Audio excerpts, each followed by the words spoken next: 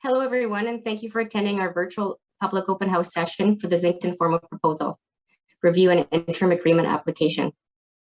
This information session is in lieu of what would normally be an in-person open house. We'd prefer to see you all in person, but it isn't an option at this time with the current public health conditions and the recommendations of the public health officer. I'd like to introduce myself. I'm Barb Wheatley, a land officer with Mountain Resorts Branch. We will be using MRB as an acronym throughout the presentation tonight.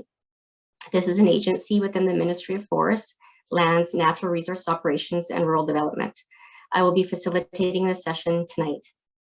I'd like to open with a territorial acknowledgement.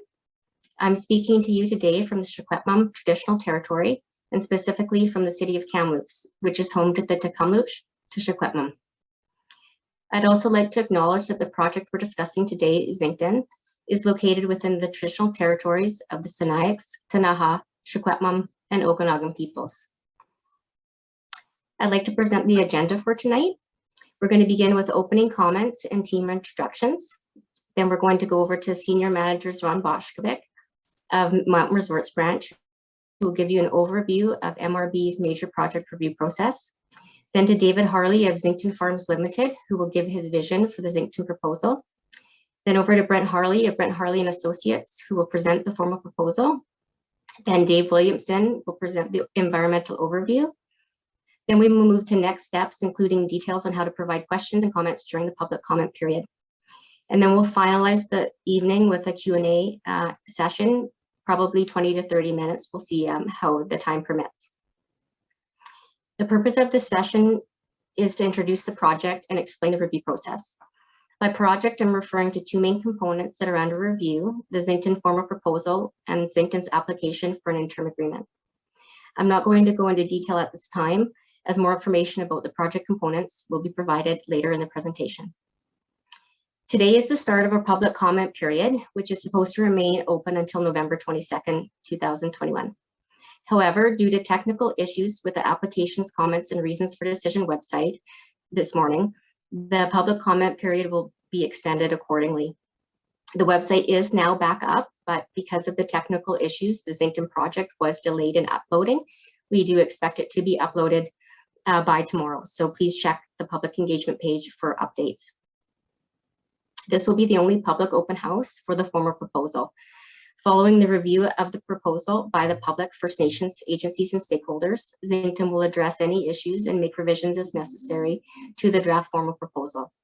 Upon conclusion of the project review, MRB will prepare recommendations for decision for the draft formal proposal and the interim agreement. We are using Zoom meeting for this public open house. Unfortunately, there's a limit of 1,000 participants for tonight's open house, but an advantage of Zoom meeting is that we're able to record the session. The recording of this public open house will be made available on MRB's Zincton project review webpage. While this platform allows us the project team to present out to you, it doesn't allow verbal communication between the project team and the audience.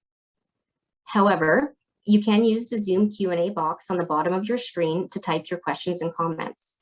Depending on the size of your screen and your settings, you may have to scroll down to view the Q&A. I just have a few guidelines about the Q&A session. First, the purpose of this session is to provide information to you, the public. Questions and comments received during this open house are not considered official public comments. For public comments to be officially received during our process, they must be submitted on the application's comments and reasons for decision website by mail or by fax.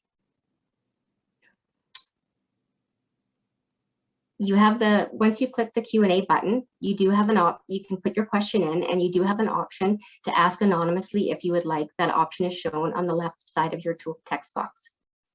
Please refrain from providing personal information such as addresses or phone numbers. Your question will not be visible to the audience until a moderator has published it. You can ask questions regarding MRB's process or questions about the project that will be directed to the proponent.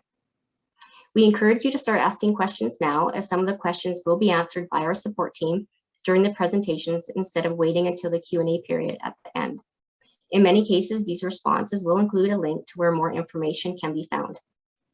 If we don't get to your question, Please refer to MRB Zincton project review webpage in the coming weeks. There is a frequently asked question document that will be updated with questions and answers as needed.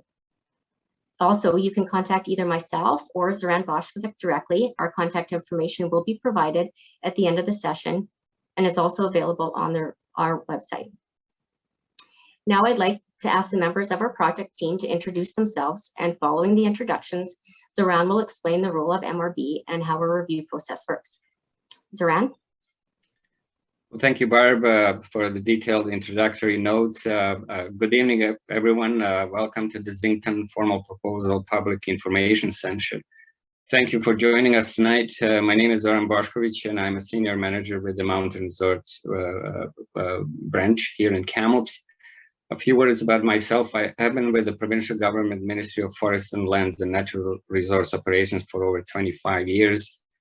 For the good portion of my career, I worked for the small business program that later on became the BC Timber Sales Program, for the most part as a planning forester. In 2018, I joined the Mountain Resorts branch team in my current, and I'm working since in my current capacity. My hope for tonight is that you will find this public open house information session very informative. And again, I would like to thank you for taking the time to participate and provide your valuable input on this proposal. With that, I would like to pass it on to the Zincton team. So over to you, David. Thanks, Zoran.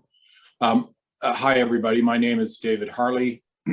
I've lived in BC my whole life and built in New Denver in 1990. I've worked in the ski and outdoors industry for over 45 years, starting as a ski instructor, a textile and apparel designer, a Gore-Tex manufacturer, seller. Over to you, Brent. Great, thank you, David. I'm very excited about this opportunity tonight to take everybody through the formal proposal.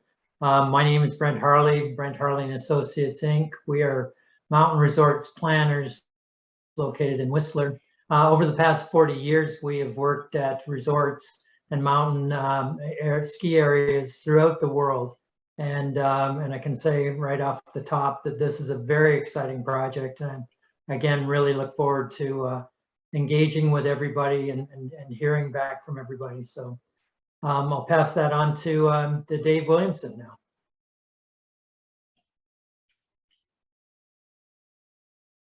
Good evening. My name is Dave Williamson. I'm one of the principal consultants with Cascade Environmental. We've been providing environmental support services and assessment in the Western Canadian Cordilleran region for the past 30 years. This is the kind of project that we really enjoy because it is recreation and it's in the mountains.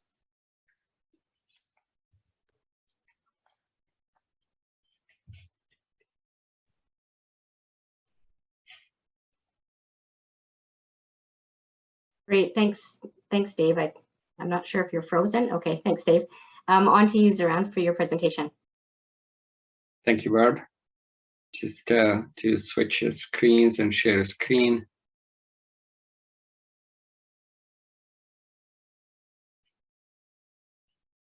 I do have a message here that you cannot start screen share while the other participants are sharing. Can someone unblock? Try again. Okay.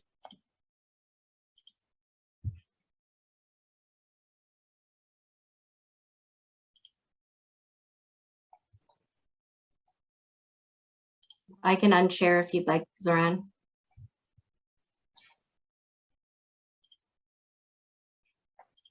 I think that's the one.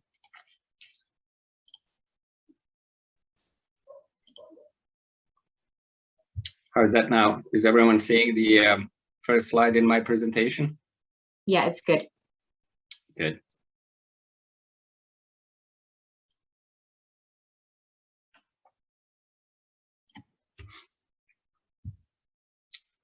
So thanks, Barb. This is my second experience with the virtual open house, and I must admit I was somewhat skeptical about this type of virtual open house. But the positive response from participants in our virtual engagements we conducted so far has also encouraged us to use these technologies as we engage in the major project review process moving forward. And I trust that will be the case with that you're going to have a positive experience with tonight's session.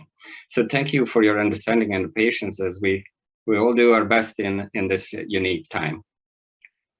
So I wanted to take time this evening to say a few words about the Mountain Resorts branch, who we are and what we do, as well as to explain our role in this project review process. I will go over the components that make up the project and explain the project review process, who is involved, say a few words about the scope of the review and the next steps. After the presentation, again, my hope is that you will have a better understanding of BC's regulatory process and how Mountain Resorts branch as a regulatory agency receive, adjudicate, and approve or reject all season resort proposals, whether an application is received to establish new resort like Zincton or for the expansion of the existing resort. So the Mountain Resort branch is responsible for the administration of regional destination mountain resorts and the community ski areas on Crown land under the all-season resort policy.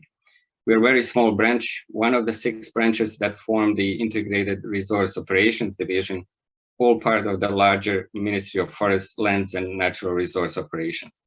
The other branches within our divisions are archaeology, heritage, rec sites and trails, compliance and enforcement, and the GeoBC. Branch is based in Kamloops, with the exception of our executive director, whose position is based in Victoria. And we provide coordinated one window or a single point of contact services.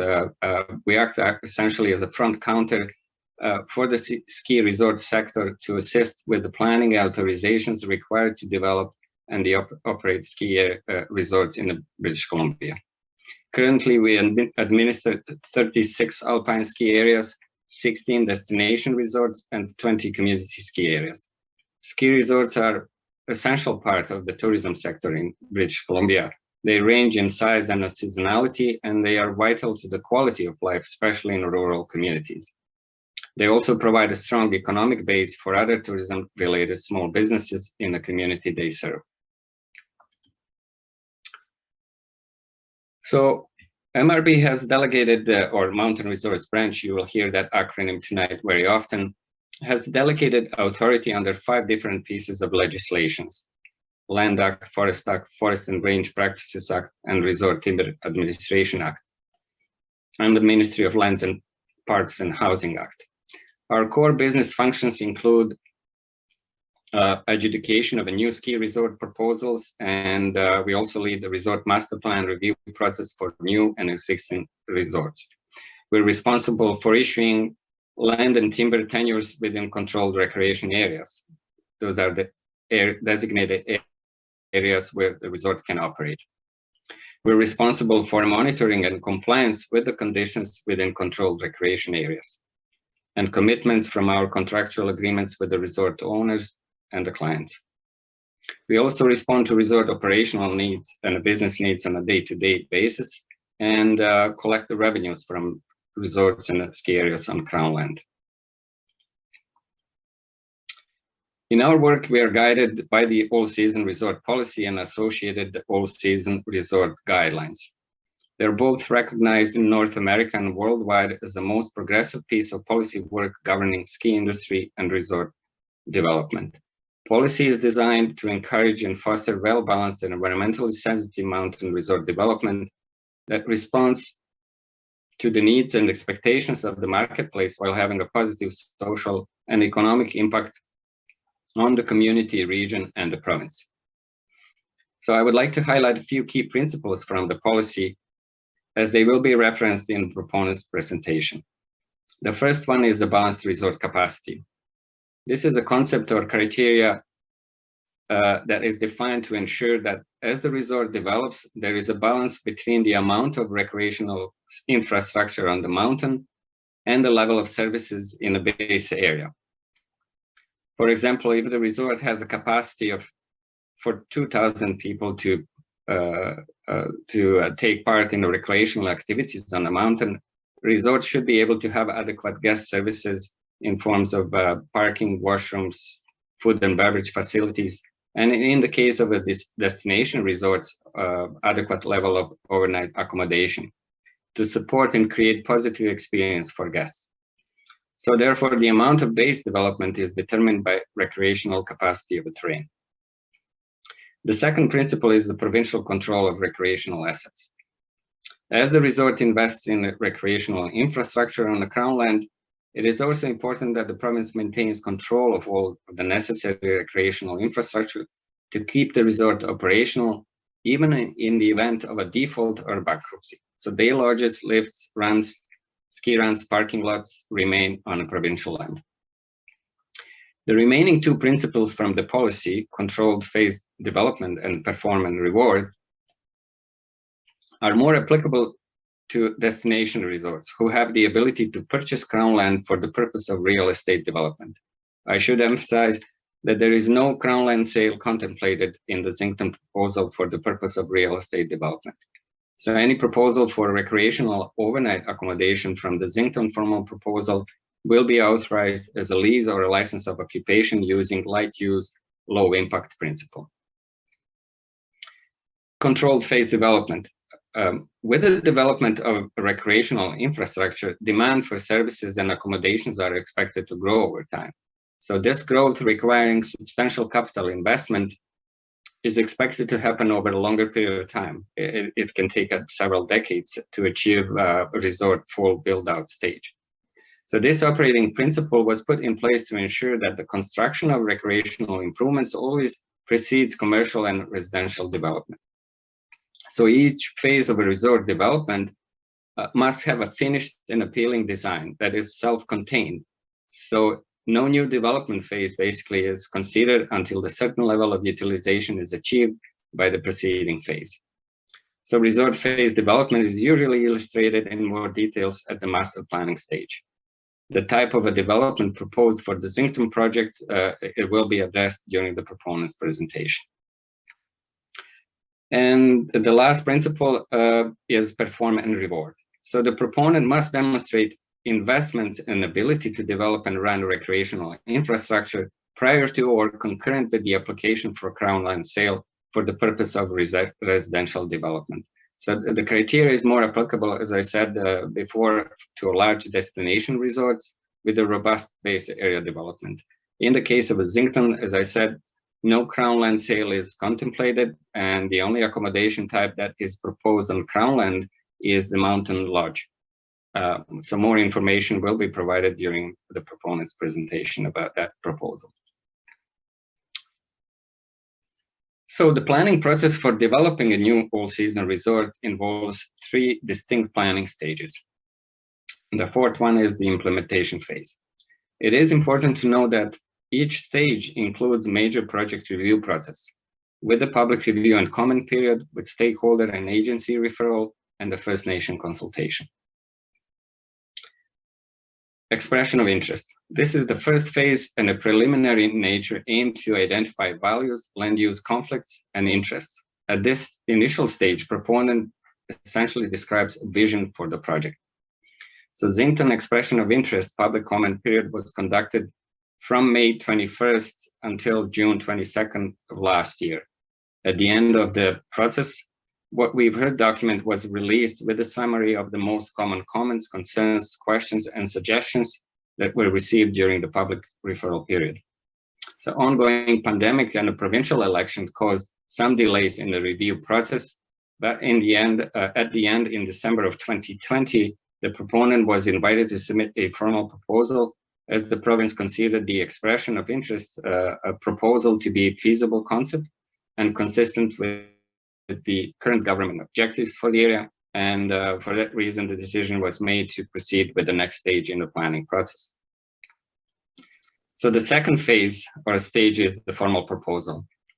So the stage that we are initiating now.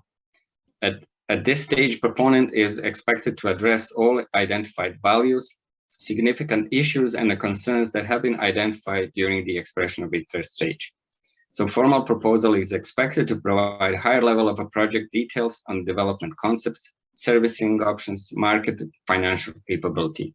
So all these components you will see addressed during the proponent's presentation. And pending the favorable decision on the formal proposal and with the interim agreement in place, proponents can proceed with the third and the final stage, which is the resort master plan development. Resort master plan will describe development concepts over time, will provide further details on what the resort is envisioned to look like through the phases and at the build-out stage. So at that stage, the multi-agency technical review team will be formed to aid and assist with the project review and the analysis. This team will assess environmental, social, economic, cultural heritage, and health implications of the project while considering all relevant material received from the proponent and information and input received during the public review and comment period. The information will be reviewed and considered in light of legal requirements and the government policies, including government direction for Crown land use objectives, strategic and operational policies, including the Crown land allocation principles. And the fourth and the final stage in the resort development planning process is the implementation and the maintenance through regular and periodic reviews. So Zincton formal proposal stage is comprised of the two main components: formal proposal and the application for interim agreement. I already talked about the requirements of the formal proposal, so and the further details will be addressed in the proponent's presentation. The second project component is the interim agreement. An interim agreement can be signed with the proponent after formal proposal is accepted and approved. The agreement will provide license of occupation to enable investigative studies to be completed as part of the resort master plan approval process. So no permanent structural improvements may be placed on the land as a result. The interim agreement is intended to allow a reasonable period of time for a proponent to prepare a resort master plan, seek the necessary approvals of that plan, and if approved, negotiate contractual agreement with the province. So interim agreement has initial term of up to 5 years, and it may be extended for an additional term of 5 years. And this extension and the replacement process may continue in this manner if the province is satisfied that the proponent has demonstrated due diligence and reasonable efforts to move the proposal forward, and new information has emerged which would preclude further resort planning. It is also important to know that the interim agreement will provide that no other licenses or authorizations under the Land Act or a Ministry of Lands, Parks and Housing Act will be granted to third parties that would have a material adverse impact on the ability of the proponent to develop resort, unless that's deemed by the province, necessary by the province. So after the public review and comment period is concluded, Ministry reserves the right to change or modify final form of the formal proposal to meet any conditions it deems necessary in order that an interim agreement can be entered into with the proponent. So to recap and to illustrate the formal proposal project review process, I put the following chart that shows the key steps and the milestones. And I apologize for the small size. Larger and more legible copy will be available on the Mountain Resorts branch website. But essentially, this flow chart displays the project review from start to finish, from the time that the formal proposal and the interim agreement application is submitted and accepted by the province, to the point where the next stage resort master plan development can be initiated.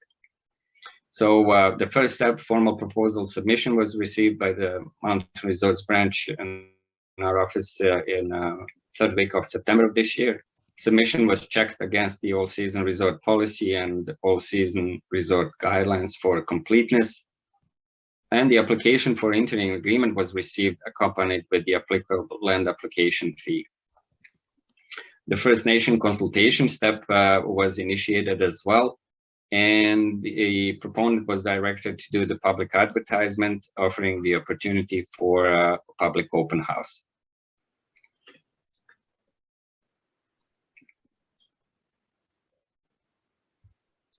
And agencies and the stakeholders, including public, are invited to comment for the 30-day period, and that opportunity is going to be provided through the applications, comments, and reasons for decision website.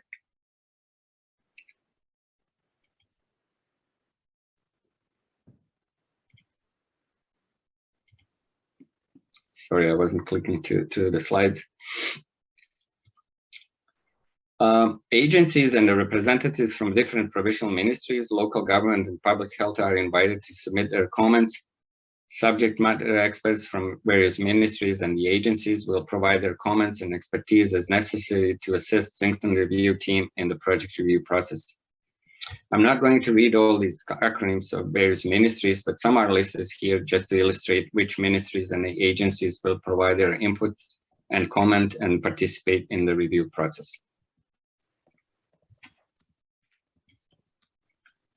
Letters were sent to all stakeholders, all who have been identified in a provincial database with an existing interest in the area, whether it's a land, forestry, range tenure holders, including public, recreation groups and organizations with the interest in the area. They're all invited to provide their comments.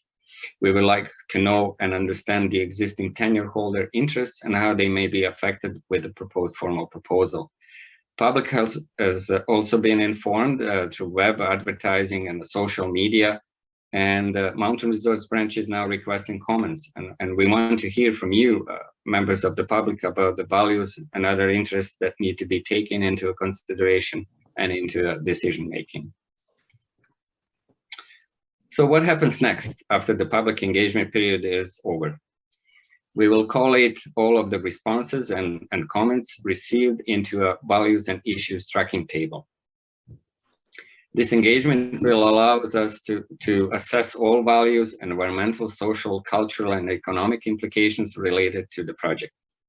And together with the subject matter experts, we will work on the issues resolutions. And once we have a good understanding of the issues, concerns, and values, we will be able to work with the proponent to resolve issues and address concerns as they come up. So what that may look like, that resolution of the issues and the concerns. So that may include conducting more research, doing more studies, having follow-up meetings with the specific parties or interest groups. There might be a need to update and adjust the formal proposal in light of new information, and perhaps add specific conditions or commitments into a final form of the formal proposal. During this process, we often get a question, how long does it take to complete the process? And the major project review process can take many months, and the actual time varies depending on the size and scope of the project, the complexity of the issues, and the extent of the impact.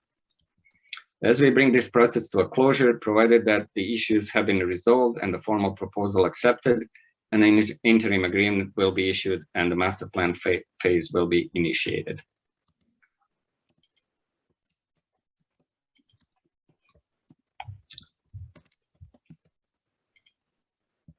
So hopefully the information, sorry, did I skip through the slide? No. So hopefully the information provided will help in a better understanding of the resort development planning and the review process. I want to reiterate again that we are at the beginning of the formal proposal review stage. And at this stage, we are requesting your input to inform the remainder of the process. So this was the last slide in my presentation introducing the Zincton formal proposal project review process and the role of the Mountain Resorts branch. On behalf of the Mountain Resorts branch and the Zincton project review team, I would like to thank you, all of you, who took the time to provide your valuable input and comments during the expression of interest stage. And we look forward to receiving your input at this next stage in the resort development planning process. With that, I will ask Barb to invite proponent for their part of the presentation. Thank you very much. Thank you very much, Saran. I'd like to pass it over to Brent Harley. I just stopped sharing screen. Hopefully that transition will run smoothly. Great, thanks, Soren. I will hopefully be doing the same.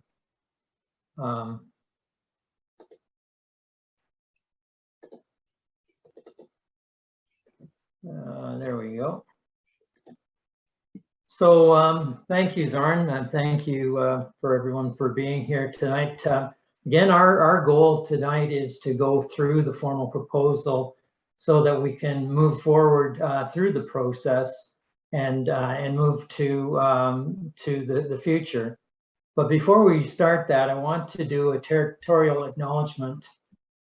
Zincton Farms Limited and the Zincton project acknowledge that the Zincton study area is on traditional and unceded Indigenous nations land. Zincton commits to ongoing conversations, consultation with all interested Indigenous nations throughout the planning process and beyond. We will strive to align the Zincton project with the Indigenous nations' goals and objectives where possible and achieve a shared and sustained prosperity for all parties. So the agenda for this evening in talking about the formal proposal is to talk again about the specifics, look to the vision of what it is that David Harley has started, talk about the context, talk about the evolution of the concept from its inception through the expression of interest period and now into the formal proposal. Then I'll be passing it on to Dave Williamson of Cascade Environmental to talk about the environmental issues and attributes that we see on the project. And then I'll be turning it back to Barb for next steps and the question and answer period. So the Zincton formal proposal, the key thing here is that in this document, it illustrates the site's ability to be a successful mountain community. And we're talking about it physically, environmentally, socially, economically, and culturally.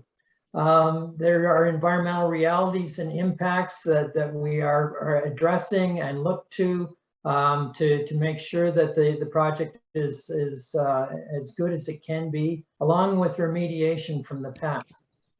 There's economic and social impacts that we'll be talking to, and the land use issues. Preliminary infrastructure is pointed out in terms of power, sewer, and water, and then I'll finish off with a bit of a market analysis. So the Zincton formal proposal strives to be a local community initiative creating climate neutral ecotourism opportunities, and meaning climate neutral from day one.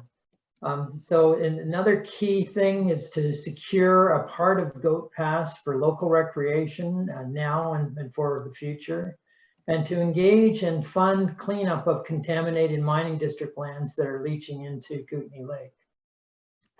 Before I go any further, though, I want to introduce David Harley, the visionary for Zincton, and then David will talk about his vision moving forward. So, David. Thanks, Brent.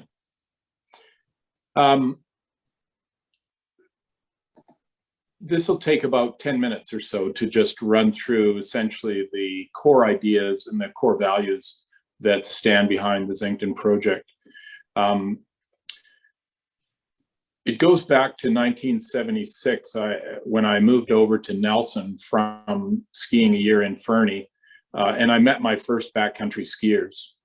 They introduced me to endless skiing opportunities in the North Slocan and the surrounding peaks. And I've spent the 45 years since then exploring the region, both in the winter and the summer. The following year, I started an apparel company, Far West. We were the first outdoor brand to use Gore-Tex in Canada. And during the 1980s, Far West was the largest Gore-Tex apparel brand in North America. We manufactured over 650 jackets in Vernon and 100 to 200 pants and one-piece suits in Vancouver every day. We never went offshore while I was there. We created 400 local jobs in Vernon, which was a logging and farming town, and supported lots of families in Vernon and Vancouver. In the 1980s, we bought land in Slocan Lake in New Denver. And in 1990, after having left Far West, I launched a new outdoor brand, Valhalla Pure Outfitters. We built our first shop in New Denver using recycled salvaged timbers from a fruit warehouse being demolished in Vernon.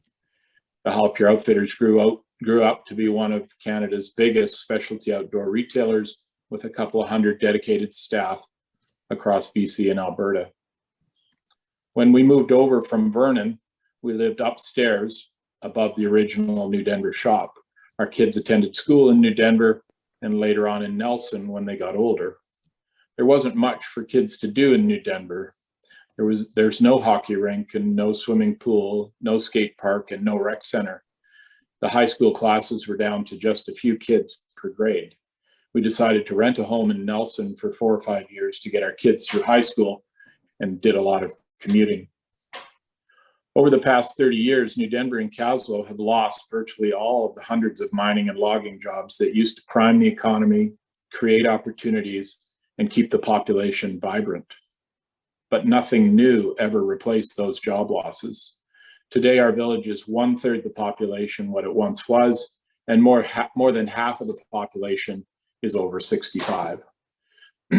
Our hospital is at risk of being downsized or closed. This is how a community dies, becoming just a fuel stop on the way to somewhere else. Nearby, Goat Pass is famous for building 2 railways in the 1890s to serve the thousands of mines and diggings. There was 37 aerial gondolas bringing the silver ore down to the railway lines. More people lived in the 9 towns between Caslo and New Denver than lived in Vancouver or Los Angeles at the time. There were ore processors on Caslo Bay, huge flat-bottom stern wheelers lined up to carry the freight south. The marine and mountain challenges of getting ore to market were at times overwhelming. We floated the Zincton expression of interest in the spring of 2020. We began the exercise with Brent from Whistler in 2011. Within a short time, 2 key issues emerged. The first was protecting wildlife habitat, which we already had dialed. The second was the toxic contamination in the historic Retallick mining district, and this was a surprise. The groundwater up there is badly contaminated, and it's been polluting critical wildlife habitat and the Kootenay Lake fishery for 127 years. It's never been remediated. After much discussion, we developed a summer wildlife corridor protection zone, a 10,000-acre conservation zone, eliminating commercial activity.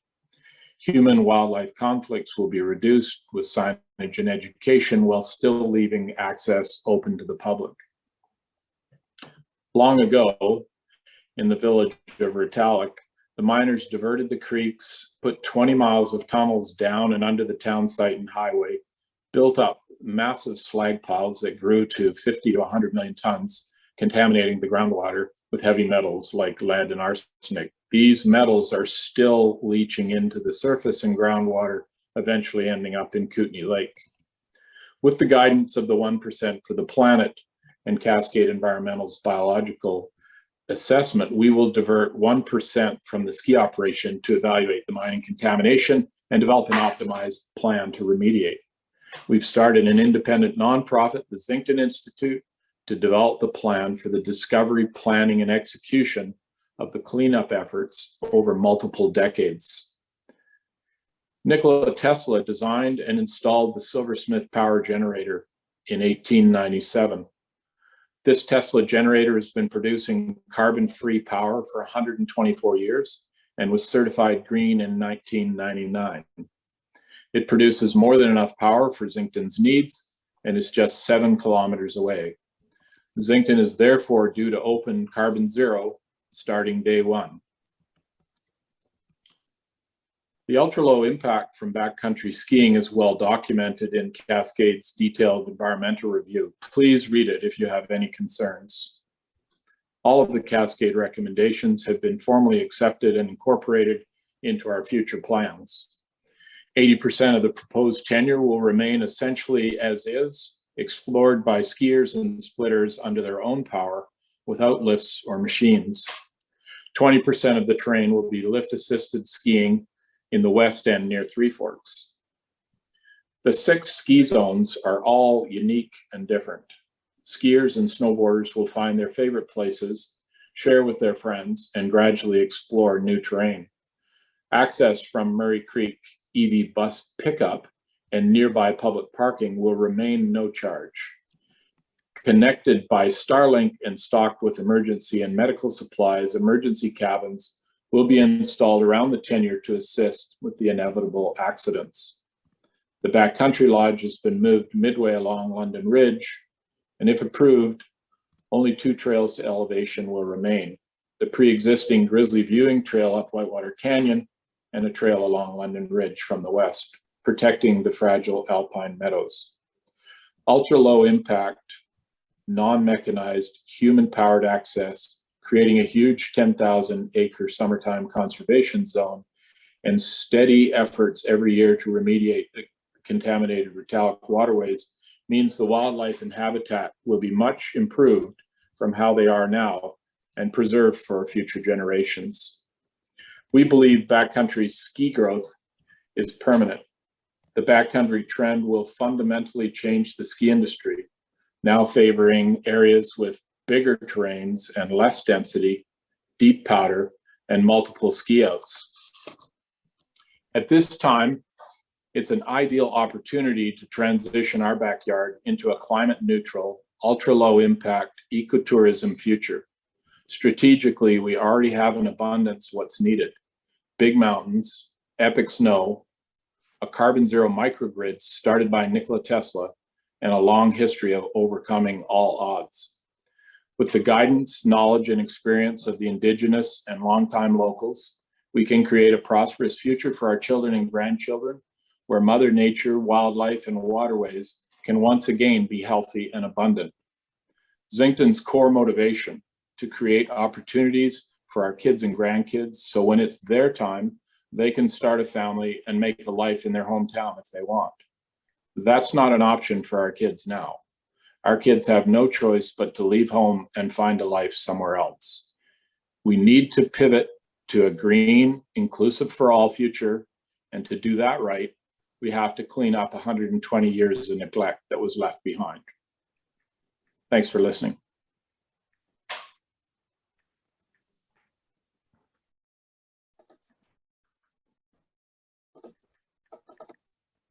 Thanks, David. That's inspirational.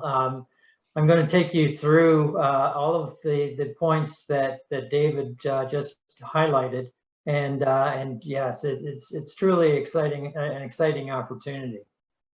So the vision, the goals and objectives, these are kind of the baseline information that we as planners and designers need to build from. So that vision, Zincton will be an inclusive, ecologically sensitive, all-season, lift-assisted, backcountry-oriented destination that delivers authentic mountain experiences. These words are trying to build on David's vision and trying to encapsulate that as that foundational piece.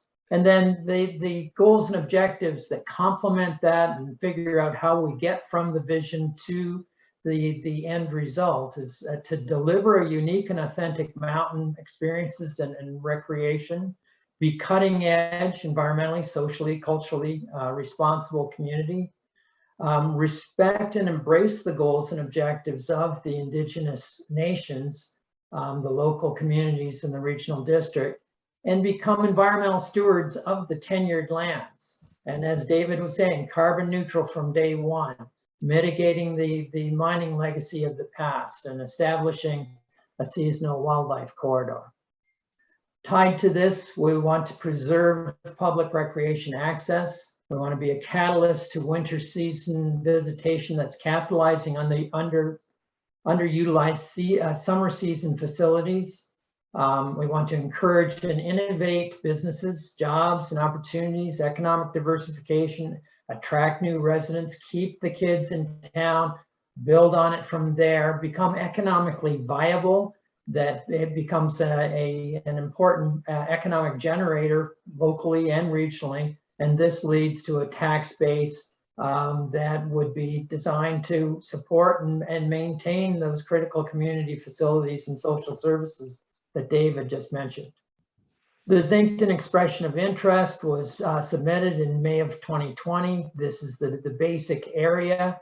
We put a lot of effort, as I said, the initial thinking for this started in 2011 and was reactivated a few years ago.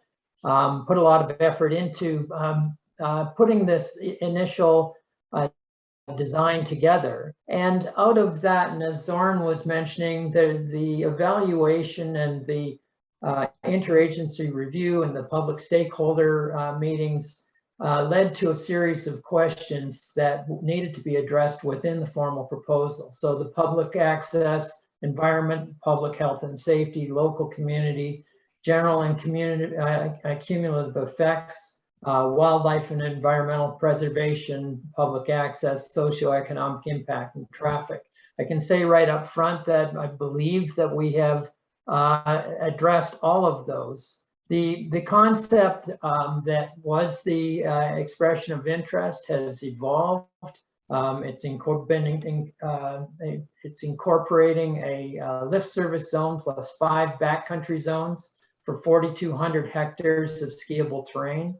The establishment of a wildlife corridor protection zone that would be applied in the summertime, defined environmentally sensitive summer season operations tied to that protection zone.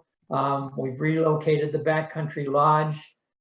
We've continued with the traditional public recreation access. We've put plans together for mitigating the impacts of the mining. We've established something that we're calling the Zincton Institute that is designed to study and monitor our progress over time and tie into 1% for the planet. And one of the aspects of minimizing the environmental footprint is the planned use of electric buses that would act as the way and means of transporting skiers from New Denver and from Caslow.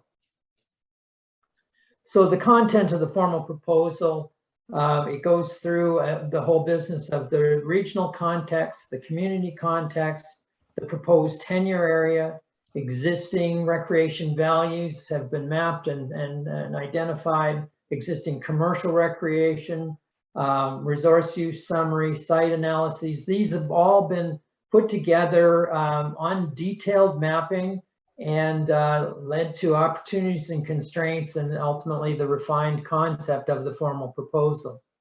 So that regional context, again, just for everyone's purposes, this is where Zincton is in the Kootenays.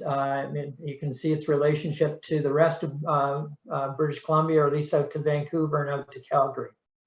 The pink area is the study use area that we've defined. We've talked about the mining in the past, so the community context has been very directly impacted by this incredibly successful mining history that started in the 1800s and actually continued until 1980. The Whitewater mine was again incredibly successful. 470 tons of silver, gold, zinc, lead, cadmium, and copper. But the downside is that it significantly scarred the lands with tons of mining tailings and slag. And so there is some significant contamination on a portion of the site. David was mentioning this, that there's been a trend of decline that's been going on in this corridor for the last many years. Economic decline, loss of jobs, population that's leaving, an aging population that's still there. There's the loss of community service and the services and the threat of continued loss of services, loss of economic opportunities, and certainly negative impacts overall to the quality of life in the corridor. This is the area that we're talking about. You can see the outline is basically defining the study area and the proposed tenure area. Adjacent to this, and there's Highway 31A that goes along the south side of the property. There's private areas, private lands in the southwest corner that will be the staging area for much of the lift service zone. And then just looking at it in 3D, you can start to get a sense of how these lands tie together with the adjacent lands. The private lands in the front, and then London Ridge is a prominent feature all the way along the one side of it. Whitewater Ridge, and then Whitewater Peak here, and then Highway 31A right through the southern side of it. Cane Creek down this side here. There's existing recreation that's certainly been prevalent over the years. Everything from backcountry touring and hiking and grizzly bear viewing. And again, there's an existing trail that comes along the Whitewater Ridge area. And then we have London Ridge, and again, we have the private lands down here. Commercial recreation, there's a cat skiing operation, Retallick, that has this purple area that has never been used for cat skiing. And then Stellar Heli Skiing has this tenure area here that is rarely used because it's the furthest distance from their operations. Internal to the lands, there's forestry operations that are still active. You can see some of this area here that's going on right now. And then there's mining tenures that are located throughout the proposed tenure area.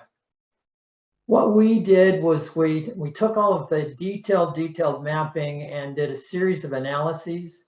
Up in the upper left-hand corner, you can see the slope analysis, and without getting into the specifics of it to a great degree, what we're looking for is as much blue and black terrain as we can find. And so you can see that it's existing in spades. There is a ton of skiable terrain. The blue is representing the intermediate and advanced skiing. The gray is definitely expert skiing. The red is extreme. A lot of this terrain can be skied, but it is very steep. And then the white, which is or the green, is more beginner oriented, and you can see how there's some of that in the lower left hand corner as it relates to the private lands, and then some over near the Whitewater Ridge area here. Very exciting terrain. The elevation analysis shows the basic shape of the land, the heights of land as it relates to the potential, and again, it's very significant. The aspect analysis helps us understand the orientation of the site. It helps us understand snow reliability, snowpack, and we're again very pleased with the results of this. The summer use, we would go through another series of analyses that look at everything that is possible. And again, what we're already seeing here is the introduction of a wildlife corridor protection zone that we see as being instrumental to the summer operation of Zincton. So the concept, as I said, there's a series of ski zones. We'll look at it in 3D. There's the lift service ski pods. There's the notional idea of the proposed lifts and emergency huts. And there's the potential for the summer concept.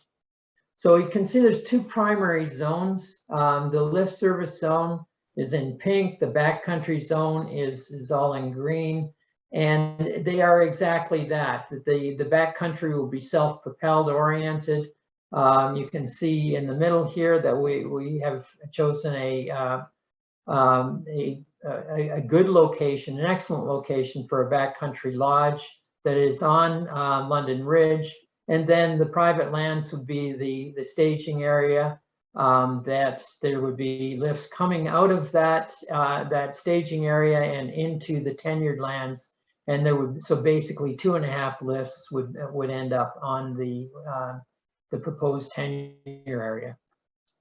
Again, looking at it in 3D, you can see how this backcountry zone works well within the terrain, and then the lift service zone.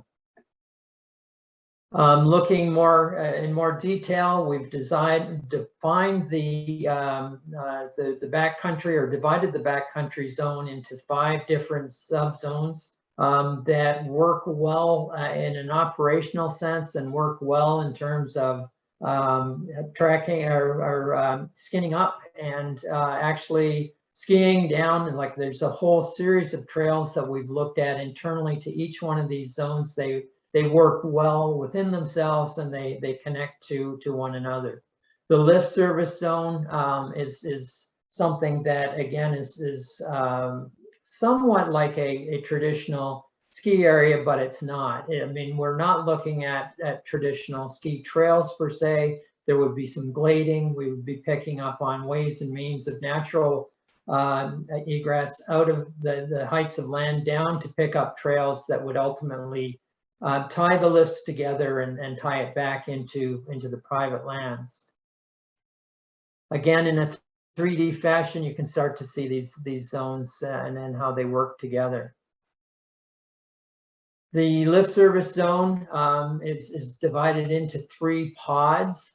The Lucky Jim lift that comes out of the Zincton Mountain Village, the proposed Zincton Mountain Village, which is outside of this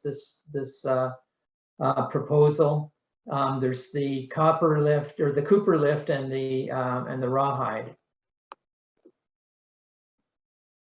Again, looking at it in 3D, you can see how these work. This is, you can already start to see the phasing as we've labeled it. The green would be phase 1, and then the phase 2 would be the Cooper area, and then the Rawhide. What we have to understand is that there is a phase development of this, and that would be illustrated by these incremental developments of lifts and use of the lands. This is the wildlife protection zone that we were talking about, and this is very much tied to the environmental review and analysis that Cascade has done. It's tied into a wildlife corridor and habitat realities for the summer use, and we believe very strongly that this will work well with the adjacent lands. We've left the lift service zone outside of that. We would see a trail going up to the backcountry lodge in the heart of all of this. And we would see the continued access along the Whitewater Trail for grizzly bear, traditional grizzly bear viewing. Again, in 3D, you can see how this site is attached to the adjacent properties, the adjacent lands, and how it would we anticipate it working. The emergency huts, we would see a whole series of emergency huts located throughout the tenured area. These are in yellow and are intended to, because this is backcountry oriented, that it's important to be able to get to some of these facilities in the case of emergency, in the inevitable case of emergencies. And then the backcountry lodge is here. This is a prototype of one of the emergency huts that we see.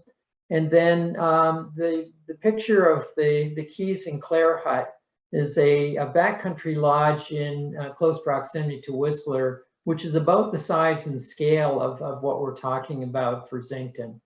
So just to give that image. The capacity we're talking about at build out, and I emphasize this, that at build out, there could be up to around 1,200 skiers per day in Zincton. And that sounds large, but Zincton is a very large area, and we're very confident that super low density use will be very much the case. In the backcountry zone, we're seeing only about 300 of those skiers spread over a very large area, and then 75% of that carrying capacity would be in the lift service zone. Comfortable carrying capacity is absolutely critical to any planning exercise for a ski area, ski resort. This is very much defining what is necessary to operate properly. We figure that the actual visitation in a maximum sense will be usually less than 800 skiers per day. And that includes, 60% of the people will be Zincton residents. Over the course of a year, we estimate, and again, in a build out condition, like I mentioned, the phasing a second ago, that these numbers would be much smaller until it gets to the full build out. But that annual visitation at build out would be around 100,000 skier visits per year. And just for contrast, I mean, when we talk about, and it isn't even remotely the same, but Whistler is, in the order of around 2 million visits a year. So again, just black and white difference there.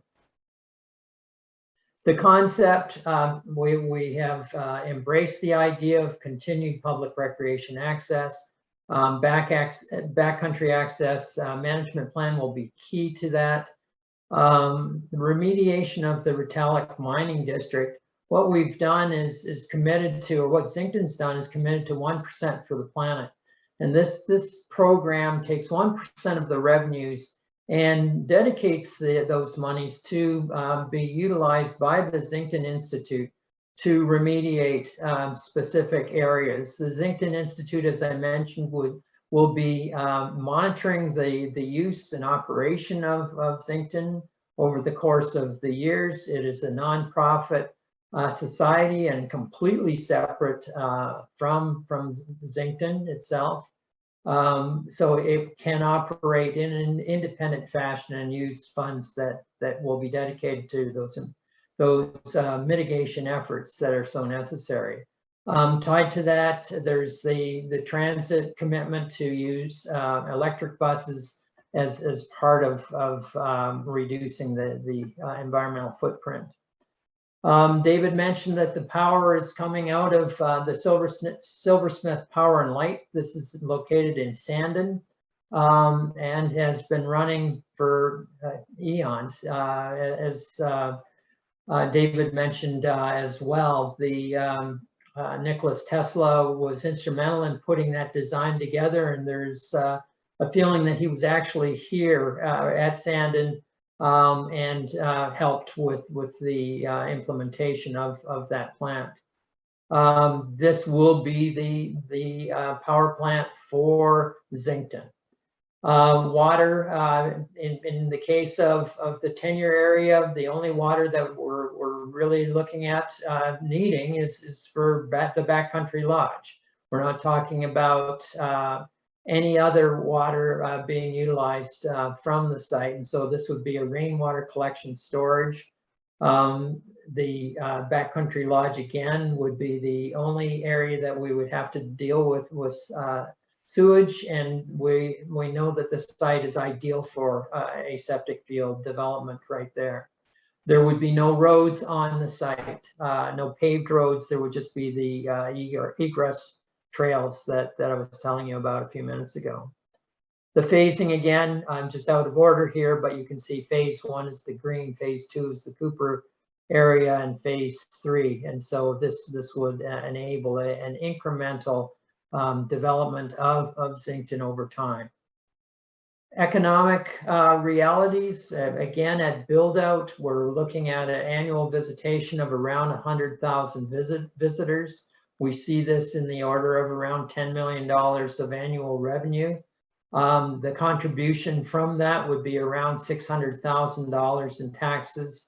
The jobs that are directly tied to Zincton are around 175. There would be a multiplier effect that would happen elsewhere that would be complementing that. There's around $15 million of investment going into this. And then the 1% for the planet would be generating in total of around $13.4 million to help with remediation. I'm going to turn it over to Dave Williamson now, just to talk briefly about the environmental site inventory and analysis. Thanks, Brent. I guess we'll just dive right in here. I see everything's running a little bit long, so I'll try and be brief. The scope of the environmental overview assessment that Cascade was retained to conduct was informed by comments from public stakeholders and the reviewing agencies of the expression of interest. It included a data mining exercise where we went out and searched for everything we could find that was existing in this area. We conducted an exhaustive literature review and rolled everything into a GIS exercise that we were able to share with the project planners. This document was produced in support of the formal proposal. And in fact, I think you'll find that all of the recommendations coming out of this report were incorporated directly into the formal proposal. So we looked at the cultural environment, the physical environment, the land processes, the aquatic environment, as well as the terrestrial environment. And can I have the next slide, Brent?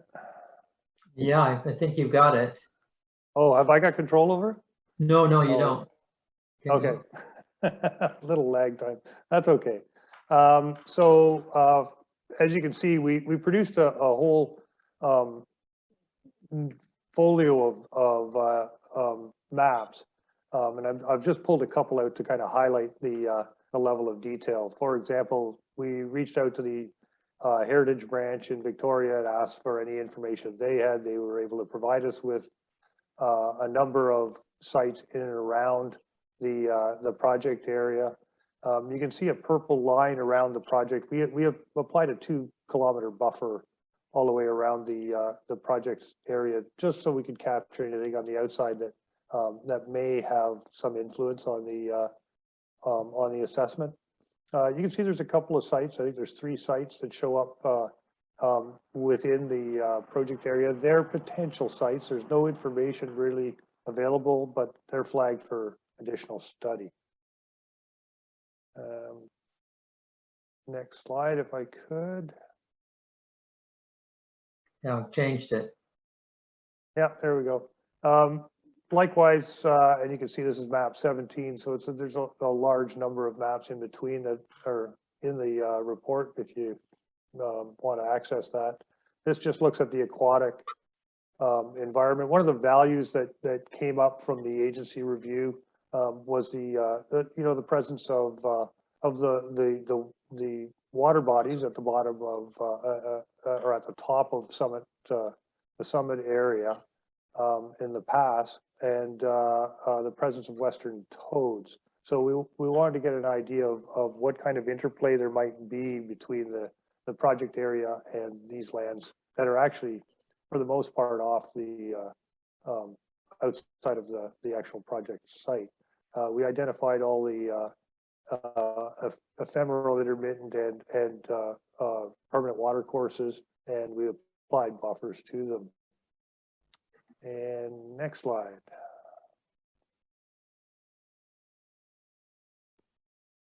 We also, one of the big ones that came out of the agency review and the public comments was this sort of rare and endangered species, in particularly the plants, because the plants are linked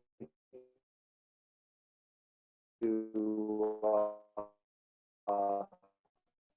wildlife as well. In the white bark pine was a important component of the grizzly bear habitat, and so we wanted to find out where there was confirmed white bark pine, which you can see in the dark crosshatch.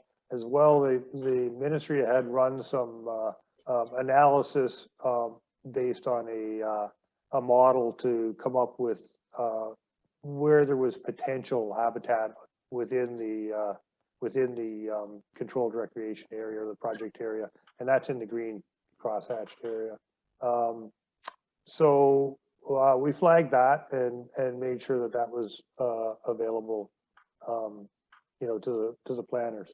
Grizzly bears was one of the big valued ecosystem components that everyone was concerned about. In fact, the regional district had identified this as a corridor, and that's crosshatched here. So we wanted to see what components within the project area supported grizzly bear as part of their life cycle. And again, it comes back to foraging plants like the huckleberry, as well as some habitat analysis. There's some a look at high and very high habitat values based on vegetation cover. And again, back to the white bark pine, which we also know is important for their food supply.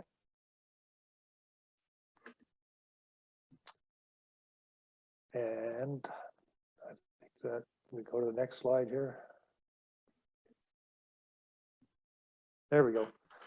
So after we conducted the analysis, we came up with, again, our own environmental opportunities and constraints. So we recognize that there is some high potential archaeological sites identified, and they would pose a constraint to any development in and around that area. The connectivity corridor through the tenure area is also constraining. It is the message is that needs to be maintained and remain viable. There's a number of historic buildings and structures within the tenure area that are tied back to mining and past activities, and they are constraining in that there's probably value to preserve any of those existing structures for heritage purposes. The closure of the summer use area was based on the idea that if you leave them alone, you're not going to impact them. And so we saw that as a mitigation opportunity. Likewise, the low level of human activity, even in the winter months, is also self-mitigating because it's controlled and managed through the controlled recreation area. Remedial efforts around the mine sites can be used to improve the water quality by redirecting flow around the tailings piles and the adits in an effort to slow down and reduce the amount of leachate entering the water courses. All recreation activity within the tenure area would be managed and actively monitored as the project moves into an operational stage, and that also is a mitigation opportunity. And this is there's a very good opportunity here to develop a coordinated comprehensive environmental management system for the entire area. And again, this goes back to possibly the Zincton Institute being able to keep eyes on and keep a science basis to decision making in the management of the area into the future.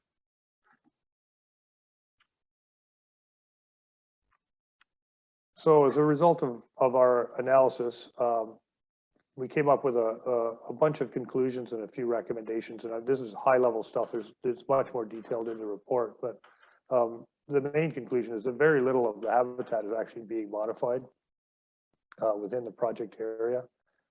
The proposed tenure area is designated as non-mechanized with only self-propelled activities. Right now, much of that area has old relic resource roads.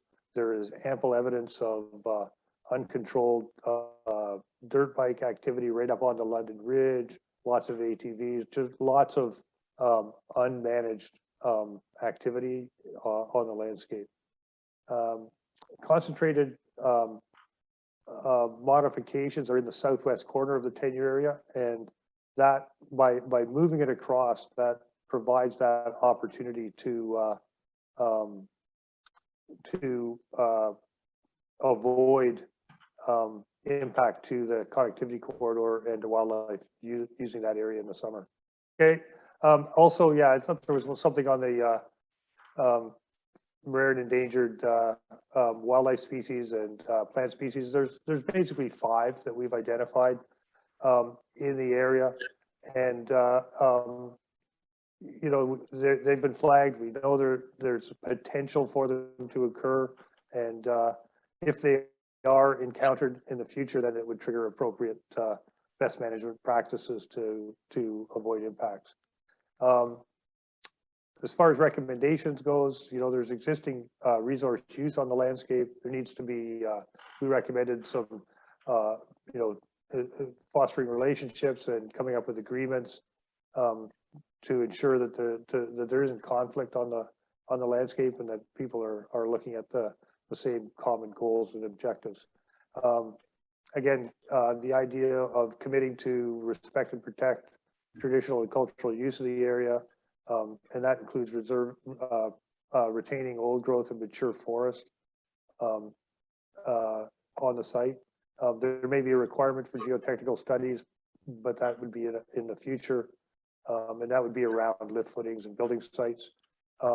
And anytime there's a water course encountered, riparian area protection assessments would be conducted to ensure no impact. All the recreational activities should be managed with a goal of protecting wildlife and wildlife habitat. And as I said earlier, Zincton has accepted and adopted all of these recommendations. Back over to you, Brent. Yeah, and back over to you, Barb. Thanks, everybody. That was great. So I just wanted to, I'll just share my screen here. We're just going to talk about some next steps.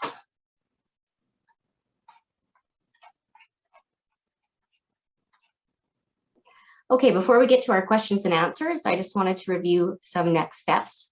First, I'd like to remind you that the public comment period is supposed to be open until November 22nd. However, due to technical issues with the website, we will extend the period accordingly.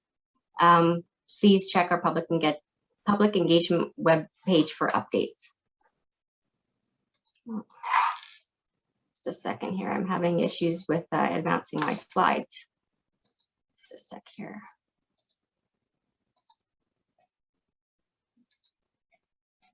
Let's see if that works. There we go. Sorry about that. Any of the Zincton project information can be reviewed on the MRB project review webpage for the Zincton proposal.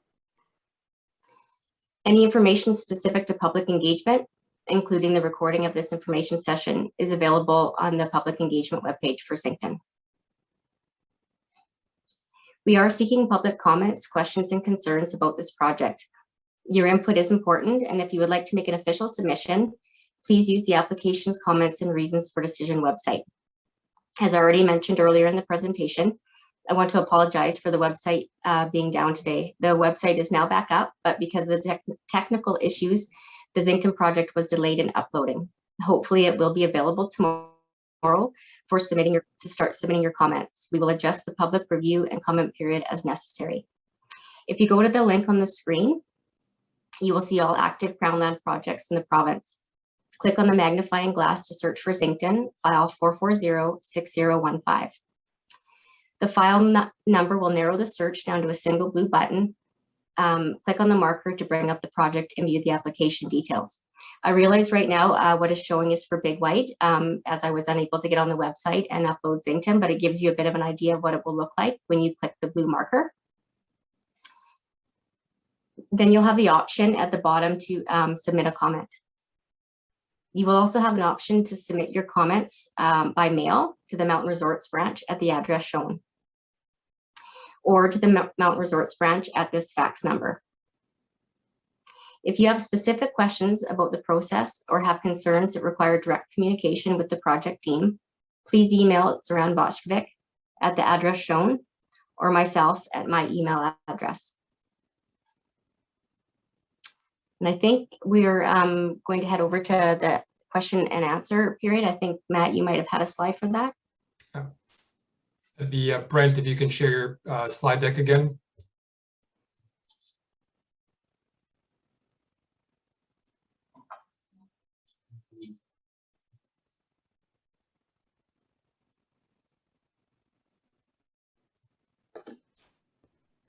Working on it. Barb, did you stop sharing a screen? Nope, not yet. I've just got the next steps questions about the process there. I can stop sharing if we'd like.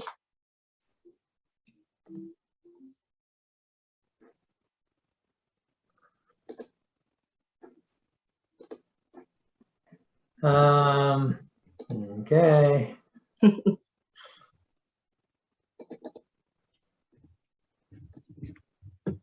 I'm not sure if it matters. Yeah, Brent, it just basically says question and answer about. Yeah, I can lead us into the next and then if it pops up, it pops up, if that's okay.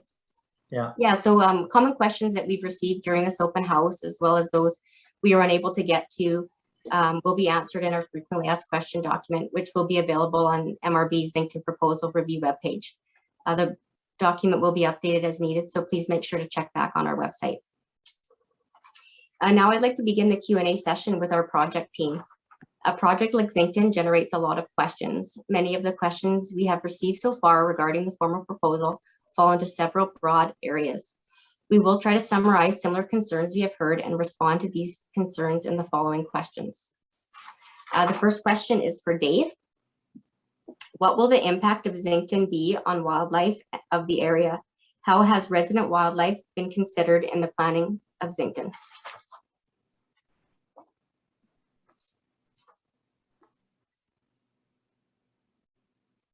I think you might be on mute, Dave.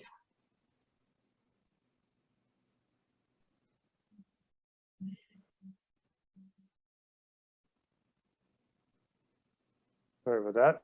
There we go. There, I think Perfect. I've got it. Just trying to run around manipulating two screens, and now let's see if I can get back to my notes here. Oops. Give me a second here, please. Okay. Again, I mentioned briefly that the idea is to, avoid interaction with wildlife and manage the activities that take place on the landscape, and we believe that's still the best tools in the quiver for avoiding impacts to wildlife. So we make reference to these spatial and seasonal closures during periods when wildlife is occupying the area. So the summer closure, for example, will allow grizzly bears unencumbered access to the area. And there is some concern about skiers and hibernating grizzlies. There will be, because of the nature of the operation and the environmental management plan, the objective is to locate any dens that may have been established over the winter and flag them off as no-go areas and make sure that everybody knows that. Again, protecting habitat. You protect wildlife by protecting habitat, and the habitat is being preserved to a very significant amount. I could probably keep going on, but that might be good enough. Other than to say that monitoring will be an active part, I understand, of the project as it moves forward. Thanks, Dave. Our next question is for David. How will the public and long-term residents that currently use the pass be affected by Zincton? Well, thanks, Barb. So in the winter, the plan is for the entire tenure area to remain open to human-powered recreational activities at no cost, with access from the Fish Lake parking area and Murray Creek.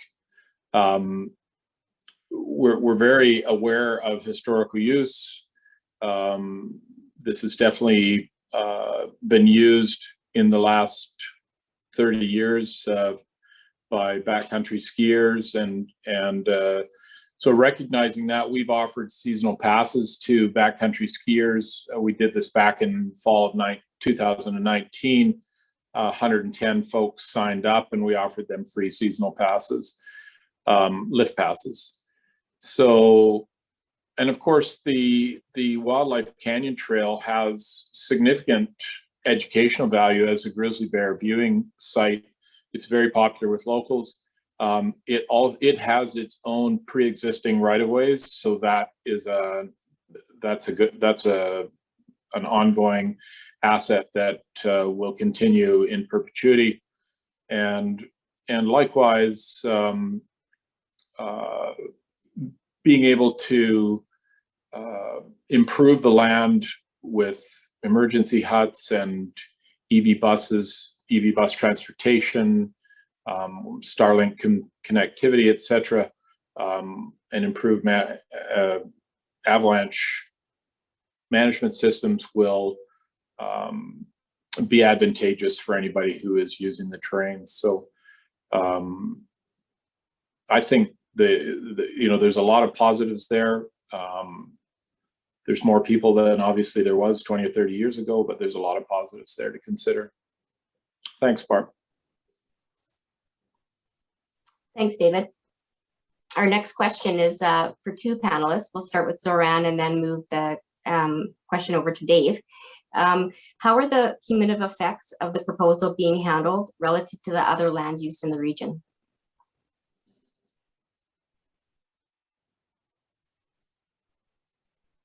Well, thank you, Bart. Thank you for the question. I think this question, if I understood correctly, has two parts. And one pertains to land use planning, and the other is about the cumulative effects on land uses. So the province is currently assessing the broader landscape level planning need across the province and within the Kootenay boundary region as part of the commitment to modernize land use planning. Well, this process is expected to take some time. As you know, there are many competing priorities and not enough capacity within the government to respond to all demands. So limited resources are allocated to some high priority project areas and the existing projects like the proposals in Elk Valley, I believe, in the Kootenay boundary region. Regarding the second part of the question and the cumulative effects, I can say that the Zincton project review team is actively looking to obtain the base data for values of a concern, and we're working with the sister agencies and the GIS analysts within the ministry to receive any information and understand the current conditions for values of a concerns, like grizzly bear, aquatic ecosystems, or the old growth. So these assessments are strategic in nature, and they cover large areas, so they're not project specific. I should say also that the cumulative effects as an assessment is not a monetary assessment under the all-season resort policy. And there was no requirement for the proponent to conduct the cumulative effects at the at this stage of the resort development planning process. I hope that answers the questions. And I could probably jump in with the second half if you like there. Thanks, Soren. That'd be great, Dave. Yeah, I mean, really when the province is ready and has their background studies complete and can provide the information that's needed to conduct the cumulative effects assessment, then Zincton has indicated they are ready and willing to proceed.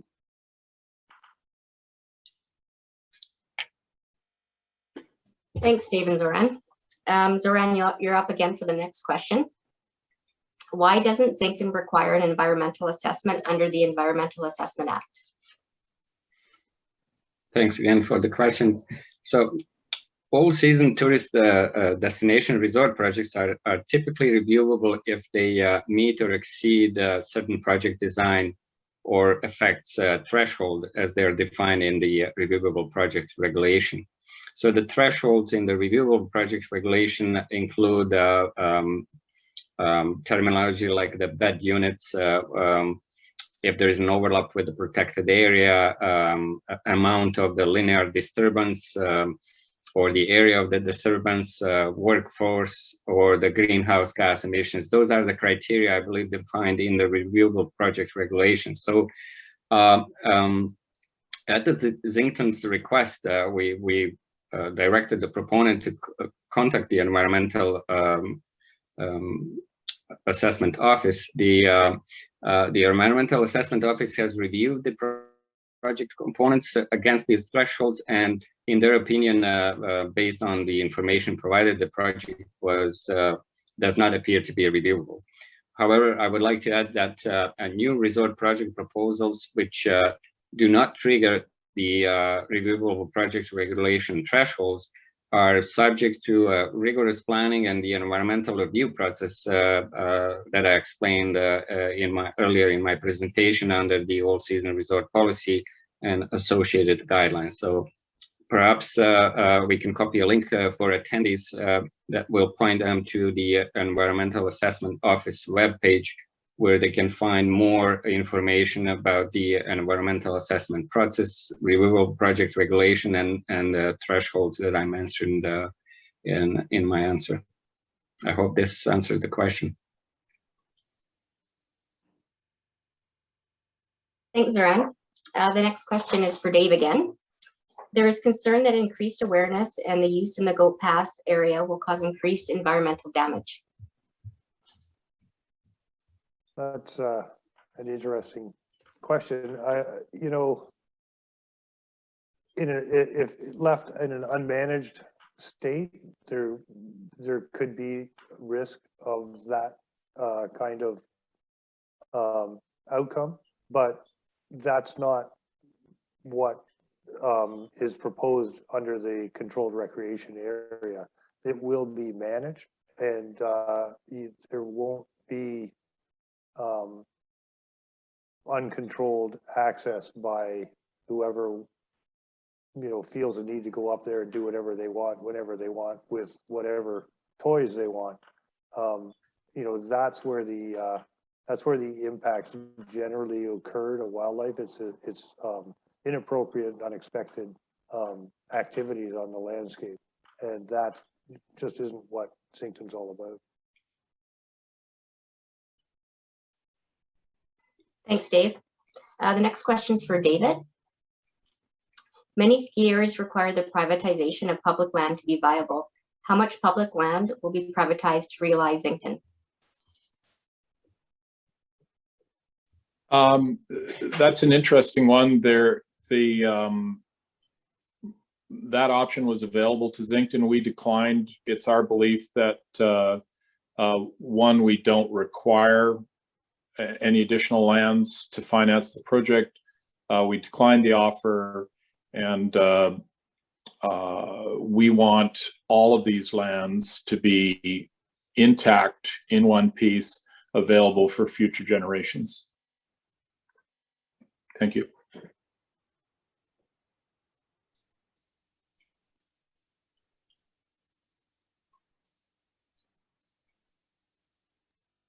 Thanks, David.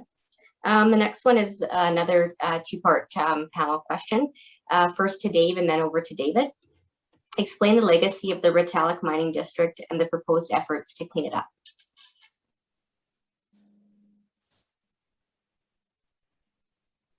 There we go. I think, you know, when they talk about acid draining rock, which is what we've got in the whole Retallick area, it's kind of a genie out of the bottle thing. Once it starts, it's incredibly difficult to stop, and it's you know, those massive tailings piles and those adits with exposed mineralization on the walls are going to be there, and short of you know, sealing it, the entire thing up with concrete, it's not going to be possible. So the mitigation efforts are about avoiding contact with water.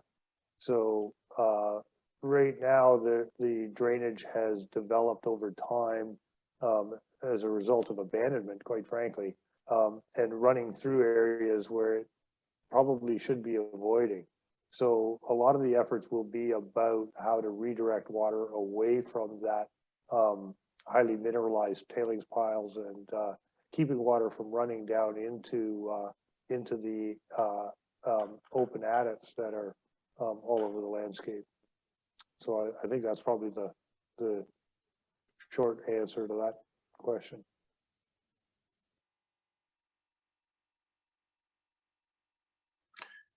Yeah, I would add to that the idea with the 1% is to use the ski revenue, use 1% of the ski revenue to fund ongoing cleanup, and cleanup, as Dave says, is a tricky business, and it requires hiring remediation experts to come in and evaluate the site and develop an overall game plan. There's no question that a lot can be done, especially in the early years. 20 years, 30 years into it, we won't be making the same kind of significant improvements to the land, but we can continue to evaluate that and carry on with the most optimized approach to remediation. Does that help?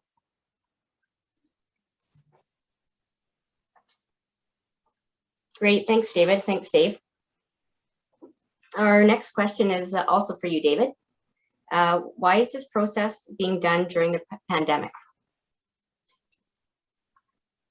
Well, we started this in 2011, and we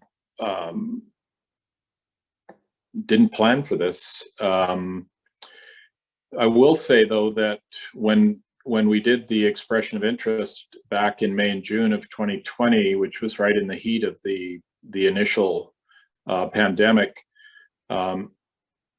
it likewise was online, and it was very successful. We were able to reach a lot of people, and we were able to invite people to small group coffees, and some very, very good ideas came out of that. So I do get that it's not ideal timing, but on the other hand, these kind of processes are proving to be very successful.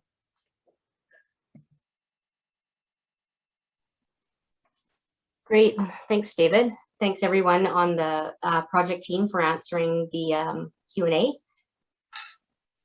That'll be all for our public open house tonight. Thanks again to everybody on the Zoom for attending the public information session. A reminder that we'll keep the Zoom Q&A open for a while longer following the presentation while we respond to any remaining questions. I'd also like to remind you that if we didn't get to your question, or if we weren't able to provide a complete answer at this time, please check back the frequently asked questions on the MRB Zincton proposal webpage in the coming weeks. Have a great night, everybody. Thank you, Barb. Thanks, Barb. Thank you all. Appreciate it. Thank you. Thank you.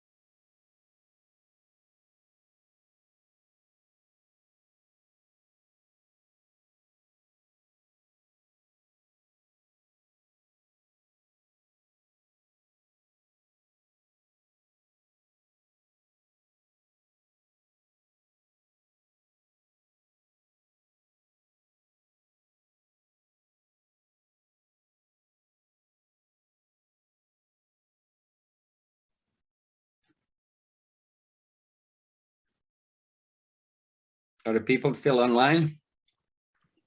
Yes, we are here, still answering questions, but I think we're all wrapped up. Thank you very much.